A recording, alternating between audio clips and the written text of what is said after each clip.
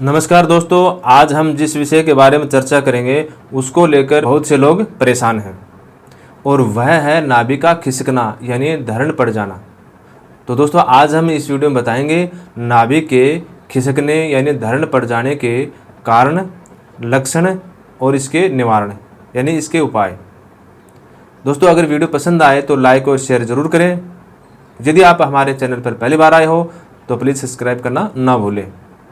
मैं वैद्य शिषपाल जांगड़। तो चलो दोस्तों शुरू करते हैं। नाभि खिसकने के, नाभि टलने के आमतौर पर कई कारण हो सकते हैं, जिसमें पहले नंबर पर ज़्यादा समय तक भूखे पेट रहना यानी खाना नहीं खाना।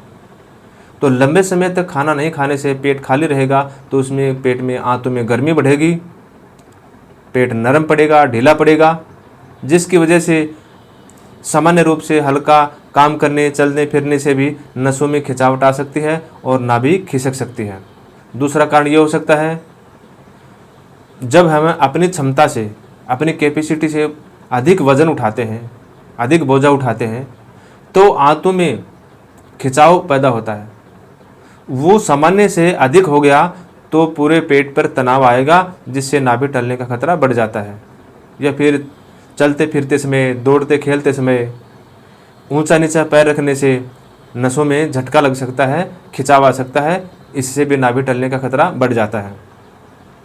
तीसरा नंबर लेते हैं खान पान की वजह से। भूख को कम करने वाली चीज़ें, गैस्ट्रिक बढ़ाने वाली चीज़ें, गैस एसिडिटी जो बढ़ाती हैं, जैसे तली हुई चीज़ें, गर्म मसालेदार चीज़ें, चाय है, कॉफ़ी है वगैरह आदि, तो इनसे भी धरण खिसक जाने का, नाभि खिसक जाने का खतरा बढ़ जाता है। तो ये तो हो गए इसके कारण। अब इसके लक्षण लेते हैं। कैसे पहचाने कि नाभि टली हुई है, नाभि खिसकी हुई है यानी धरण पड़ गई है।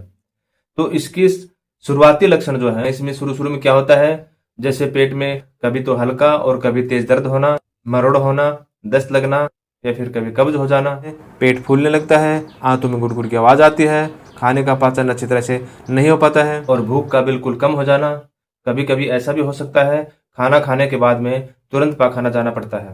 दोस्तों यदि ये तकलीफ पुरानी हो जाती है, यानी नाभि टले हुए, नाभि खिसके हुए लंबा समय हो गया है, तो इसके जो उपद्रव हैं, जो इसके लक्षण हैं, वो कुछ इस प्रकार से होते हैं, जैसे गैस बनना, एसिडिटी होना, कब्ज बनना, पेट फूलना या फिर पूरे बदन में थकान, दर्द होना, कमर पीठ में दर्द होना, मांस की बोटी में खिंचाव आ जाना, दर्द महसूस होना, डकारी आना, उबासी, अकड़ाई आना आदि समस्याएं हो सकती हैं। क्योंकि दोस्तों अगर नाभि टली हुई है, नाभि खिसकी हुई है, तो इसमें क्या होता है कि खाने का पाचन अच्छी तरह से नहीं हो पाता है, जिसके कारण हमारे शरीर को पूर्णतः पोषण नहीं मिल पाता है और स्वास्थ्य दिन प्रतिदिन गिरता चला जाता है, कमजोरी आने लगती है, जिसकी वजह से शरीर में नए नए उपद्रव होने लगते हैं, जैसे जोड़ों में दर्द, सिर में दर्द, तेज चलते फिरते समय दम फूलना, एलर्जी बनना आदि समस्याएं हो जाती हैं।